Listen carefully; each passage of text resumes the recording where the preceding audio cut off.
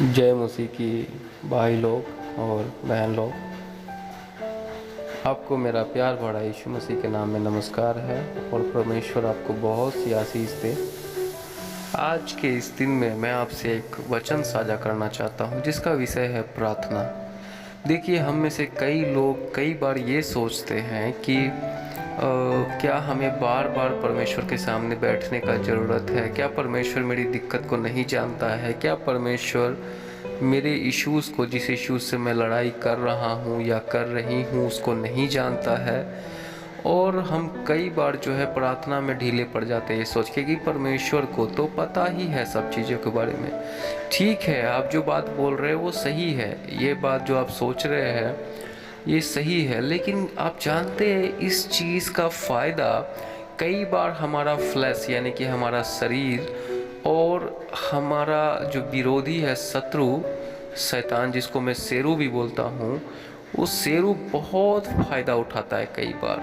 कई बार फ़ायदा उठाता है, क्योंकि देखिए, जितनी बार आप परमेश्वर के सानिध्य में, उपस्थिति में बैठते हैं, उतनी बार आपके ऊपर ग्रेस आता है और उतना ज़्यादा आप मजबूत होते हैं आत्मा से। देखिए, अगर ऐसा नहीं है तो क्यों यीशु मसीह ने बोला कि यदि तुम में से किसी को लगता है कि वो मजबूत है तो प्रार्थना करो कि परीक्षा में गिर ना पड़ो। उसने पतरस को एक्सक्लूसिवली खास तौर से बोला कि पतरस, तुम प्रार्थना करो।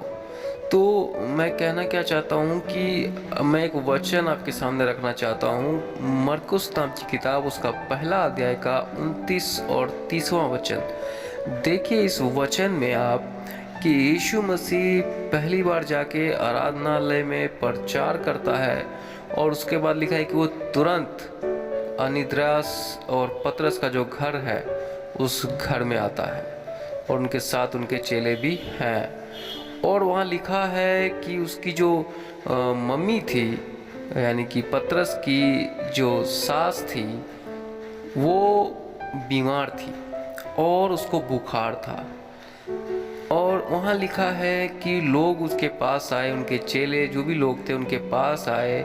उन्होंने भी थोड़ी देर पहले उनके ताकत को देखा था, उनके पास आए, उनको बताया कि पतरस की सास को बुखार है। अब यहाँ देखिए, उनको बताया गया है, उसके बाद उन्होंने क्या किया है, उनको चंगा किया है। तो मैं कहना क्या चाहता हूँ कि आप जरा सा सोचिए, क्या प्रभु एक रूम के बाहर हॉल में बैठा हुआ है और रूम के अंदर वो महिला जो है बीमार है, क्या प्रभु को नहीं पता था कि वहाँ कोई बुखार से पीड़ित है? पता था, लेकिन फिर भी किसी के आके कहने के बाद ही क्यों किया?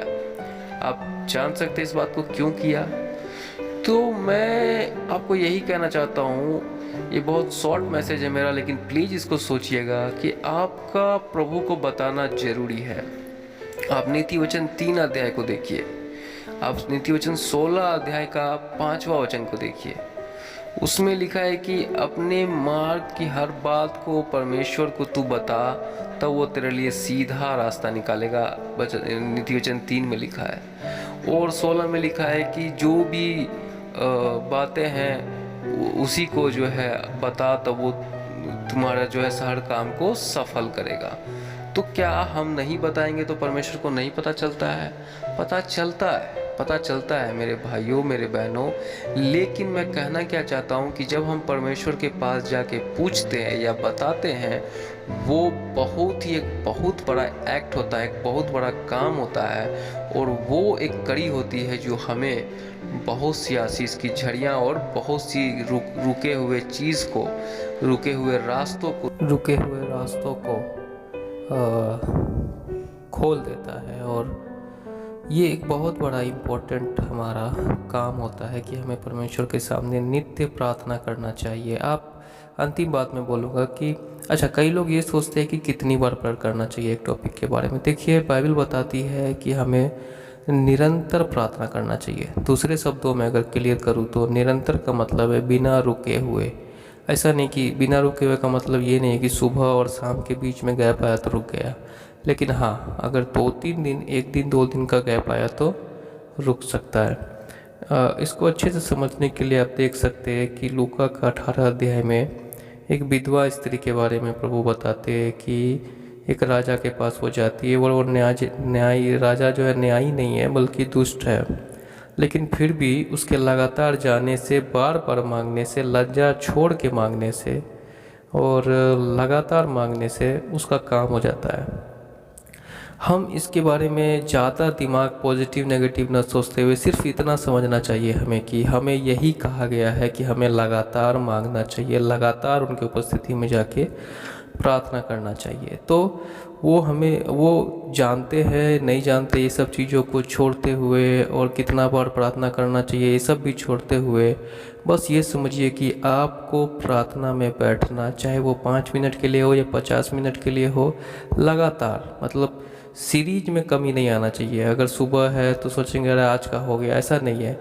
आप दिन भर में 5 बार भी कर सकते हैं, एक दिन में 1 बार भी कर सकते हैं, लेकिन आपका रिश्ता कितना स्ट्रांग है, प्रभु पे कितना भरोसा करते हैं, वो आपके प्रेयर में जाने से, बार बार जाने से पता चलता है और ये आप पर आशीष लाता है।